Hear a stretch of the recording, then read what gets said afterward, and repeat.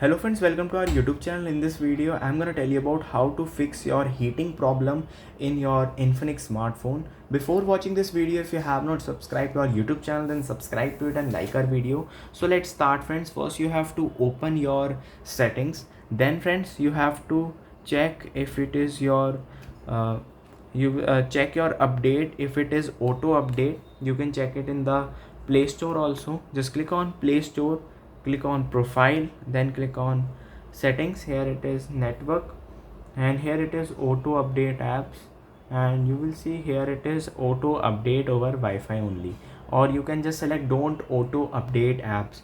This will heat your smartphone. Then friends you have to click on the settings, and then you have to click on the apps management. Click on app list. Here are all the app list.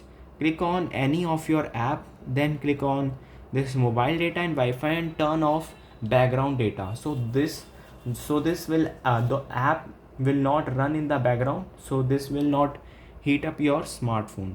And third point is never ever do gaming or something while charging a phone. This will cause heat your device and cause battery damage also. And then if you have any auto update or night update, you have to just turn it off and click on the manual option, so it will fix your battery heat problem or phone heat problem in this Infinix smartphone.